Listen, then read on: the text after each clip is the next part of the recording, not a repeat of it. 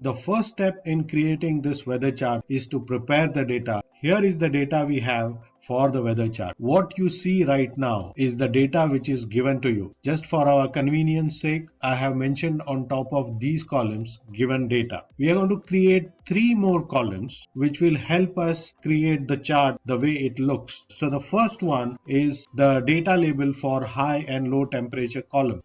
And for that we are going to use both these values and use concatenate as the function.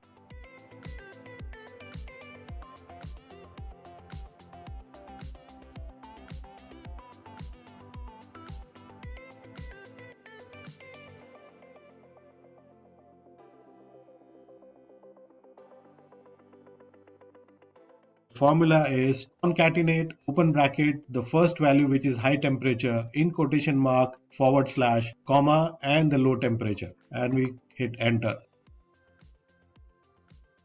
These are the values we are going to use in temperature zone to display high and low temperatures. The second additional column that we will create is the difference between high and low temperature. So the formula is high temperature minus low temperature.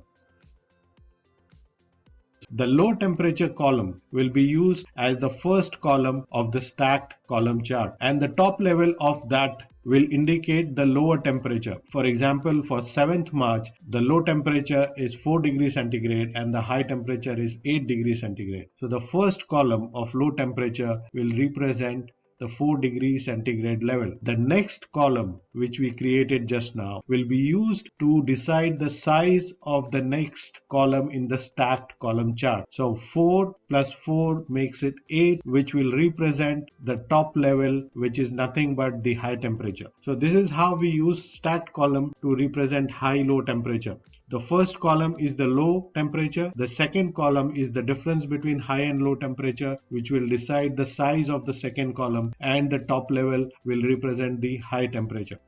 The third column that you see on top of the 2 stacks of columns is the humidity value column. So we are going to use 3 series here to create a stacked column chart, and the third one on top is the humidity value. But you need to understand how the percentage value gets reflected on a column chart. As you see here, the axis has absolute values 0, 2, 4, 6, 8 and so on. Whereas we are going to plot the percentage values on this particular column. Whenever this happens, the 100% level is considered as the value 1. So if the value is 100%, the height of the column will be 1 unit of this axis. Therefore, where you see the low value of humidity like 53 or 56, the height of the column is almost 1/4 of this particular grid line, because the grid line represents unit of 2. So using the absolute values of humidity percentage can impose a limitation in terms of displaying the humidity value properly on the chart. As of now, in this particular chart, we have used the absolute values of humidity to represent the third column in this stack. However, in the chart which we are going to prepare, we are going to use a dummy column to create enough space on top of the second column so that we can write the humidity value properly. And for that, a space of 1 unit, which is half the size of the grid line, should be sufficient. It would be little more than what you see here. If you require more space, you can always change the height by changing the dummy value. So we are going to use 1 as the dummy value for the humidity percentage column.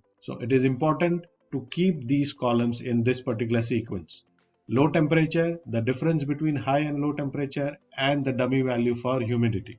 The title of this column, which is difference between high and low temperature, has been written as high/low temperature deliberately, because that is what is going to appear as the legend to represent this part of the column, which basically shows high and low temperature. The other 2 series, rainfall in millimeter and wind speed in kilometer per hour, will be used as it is. So there are 3 points to note at the end of this. Number 1 is that yellow highlighted columns will be used to create a range when we produce this chart. So we will use this range, these 3 columns and the last 2 columns when we select the range to create the chart. Point 2 is that we will use the green highlighted columns as data label. So this particular column will be used as data label for this series, meaning we will use these values as data labels for these series, which is how it appears over here. So it displays high and low, which is 11 degree and 6 degree, for example. And we are going to use actual humidity values as the data label for the dummy humidity series, which will be the top yellow rectangle. The last point is that we are not going to use the high temperature series at all in this particular chart. So that completes the preparation and we are ready to create the chart now.